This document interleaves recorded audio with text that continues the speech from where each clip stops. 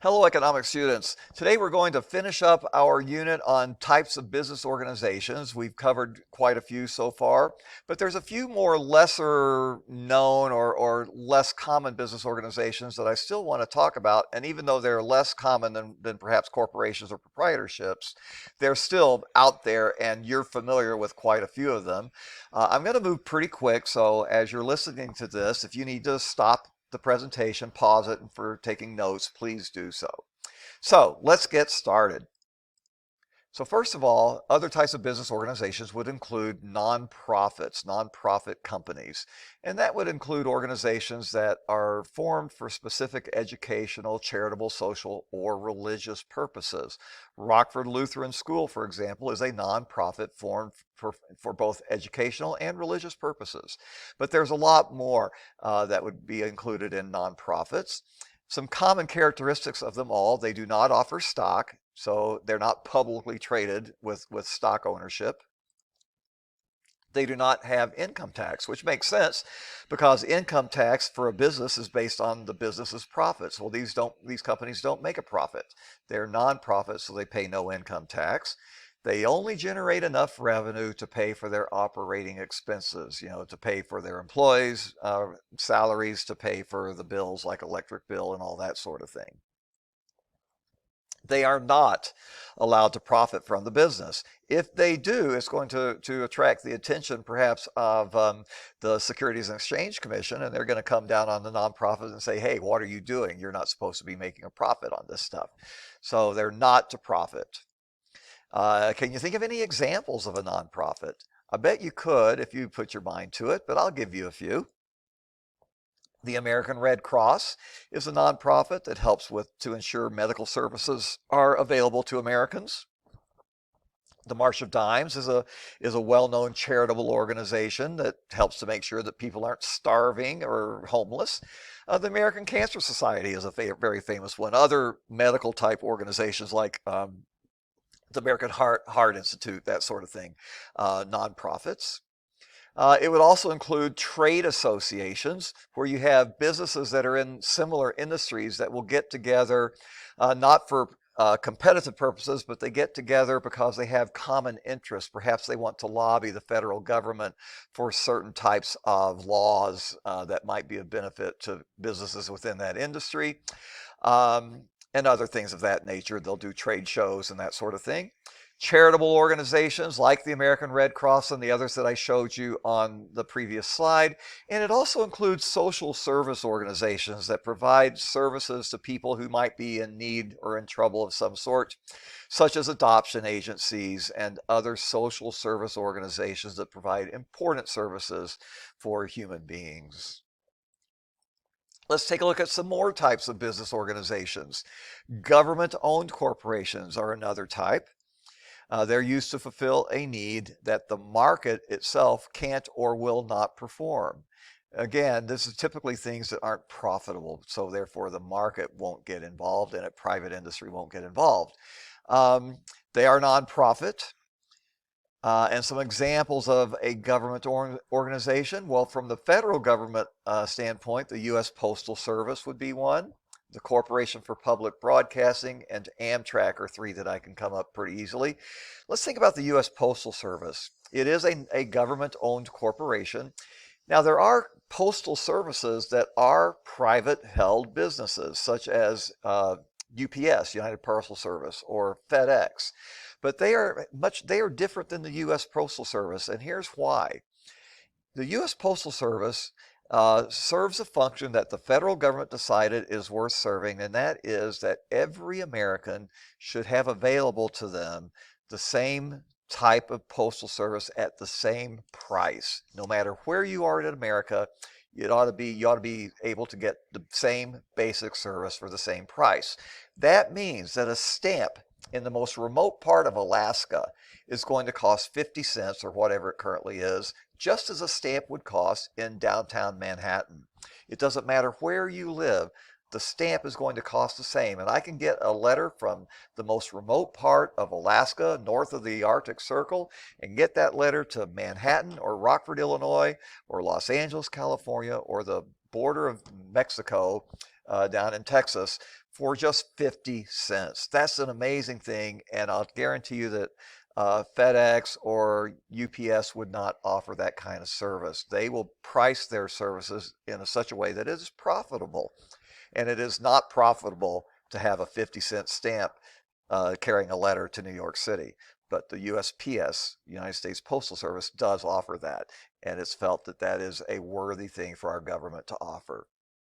We also then offer the Corporation for Public Broadcasting, offers television programming, things like Sesame Street would be through public broadcasting.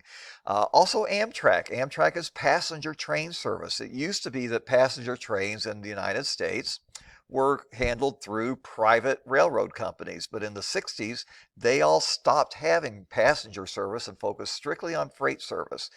Passenger service is not profitable. Basically, nowhere in the world is passenger service offered in a profitable way by private industry. Everywhere where you have passenger train services, they are government-owned corporations because it's just not profitable to offer it. It is profitable to offer freight trains, but not passenger trains. There are also state-owned corporations, and that would be, for example, in Illinois, the RTA, Regional Transportation Authority.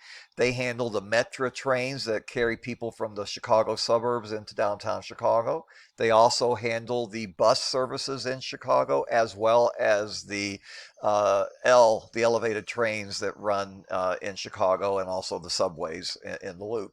So those are state-owned corporations. Illinois State Toll Highway Authority would be another. The toll highways are not making profit, even though you pay a toll. Those tolls are strictly used to have maintenance on the highways to make sure they stay in good repair. We also have cooperatives or co-ops. Co-ops are associations of people or companies that provide specific functions for their members. And there are several different types of co-ops. We have consumer co-ops, and these would be retailers that provide discounts to the members. And there's also, among consumer co-ops, a subcategory which would be called housing co-ops. We also have producer co-ops, which are oftentimes farmers or utilities, and I'll explain these in just a minute. A utility, by the way, is something like a telephone company or an electric company or natural gas company.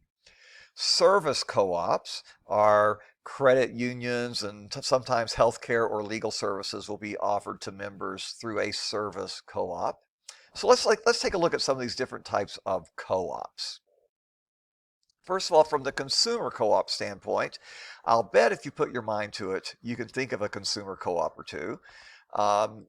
Sam's Club would certainly be a well-known consumer co-op. They're owned by the same company that owns Walmart. But if I am not a member of Sam's Club, I cannot buy stuff at Sam's Club. I can buy stuff at Walmart, of course, but not at Sam's Club unless I'm a member.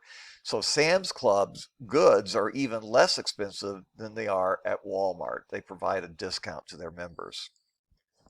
Costco is very much the same kind of business model. Again, they offer good, low-priced products at a rate that you cannot get at most stores. But again, you must be a member of Costco in order to take advantage of the prices that they offer. There's another consumer co-op that I'm a big fan of that operates a little bit differently.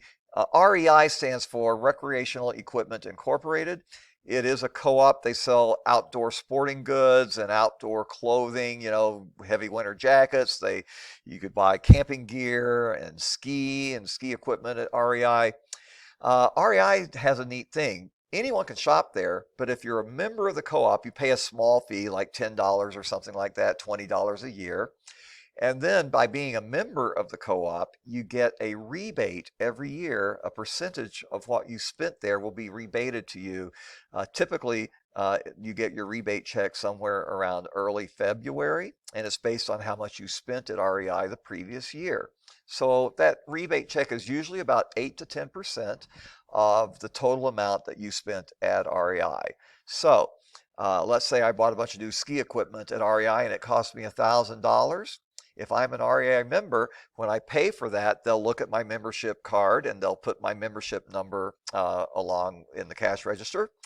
And then at the end of the year, I might get $80 to $100 back in February based on buying $1,000 worth of stuff there. It's a nice little deal and is a rather unique way to run a co-op. There are also consumer co-ops that are housing co-ops. Here you see a picture of the largest housing co-op in the United States. It's located in the Bronx in New York. And what a housing co-op will be to do basic maintenance in the complex where you live. You buy your apartment, it's a condominium. You buy the condominium, and then the co-op, you pay a fee, usually every month, a fee, and that will take care of the lawn maintenance and the basic maintenance on the building to make sure that everything is kept looking good and nice and in good working order. Producer co-ops are also interesting. Ocean Spray is a very common brand that you'll see in the grocery stores in the aisle that have all the juices. Ocean Spray is a co-op of cranberry growers. And so if I'm a cranberry farmer, I will sell my stuff or provide my stuff to Ocean Spray, the co-op, and then the co-op, Ocean Spray, will handle getting everything processed and put into, the juices, make juices and put them into the bottles and then market them to the grocery stores. That's all handled by the co-op. So I, as a farmer, only have to deal with the production side of growing the cranberries. It makes my life much easier. Another type of producer co-op, oftentimes seen in rural highways, are these grain elevators or silos, where as a farmer, I can load my grain or corn into the silo. I am entitled as a member of the co-op to a particular percentage of the silo to hold my grain, and I'll pay a fee to be able to use that grain silo. And it makes my life much easier. The silo is located next to the highway and a train track, and it's easy to offload then my grain to be marketed to a company that's going to make bread or can the corn or whatever. Those are producer co-ops. That would also include utility co-ops. See, these are electrical co-ops here. Notice that these are in rural parts of Illinois. ComEd is our electricity provider in Rockford and also in all of the big cities in Illinois, but ComEd doesn't want to do business in rural areas. It's not very profitable. So the rural areas people will get together and form a co-op so they can have electricity because ComEd doesn't want to offer it. So that's another type of producer co-op in rural areas. Service co-ops would include Yellow Cab Company. I can own my taxi cab, but by joining the Yellow Cab co-op, I get to take advantage of Yellow Cab, the radio that will send me off to pick up a passenger for my cab. They'll take care of that kind of thing, distribution and getting me to the people who need a cab. They take care of that. They market my cab with the bright yellow and all of that. That's a service co-op. This is Rockford Bell Credit Union.